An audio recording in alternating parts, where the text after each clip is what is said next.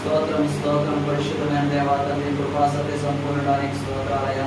ఈ రాత్రి మధ్యాహ్న కాల సమయం అందయ్యా ఇక్కడి ప్రాంతానికి నడిపించావయ్యా. ఈ రాజమండ్రి హోసన్న మందిరానికి తండ్రి మమ్మల్ని ఇక్కడ నీకు క్షేమంగా చేర్చినందుకు నీకు స్తోత్రాలయ్యా.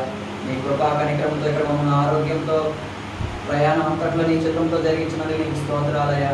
మరి అయ్యా ప్రాముఖ్యంగా తండ్రి మరి ఈ యొక్క ప్రార్థన స్థుతి మనసు నిమిత్తం జ్ఞాపకం చేసుకున్నామయ్యా.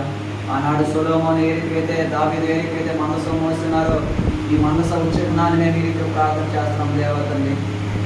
ఈ మనసంలో ఎన్ని ప్రార్థన వస్తున్నాయితే రాయబడినాయో యేసు నామములు అవన్నీ అవును కాకతండి.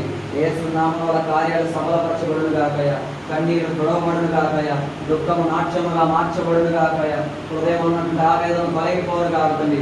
యేసు నామముల ఆరోగ్యాలు, ఉద్యోగాలు, గర్భఫలాలు, వివాహాలు, సంతోషాలు, వ్యాపారాలు కలుగులు కాకతండి.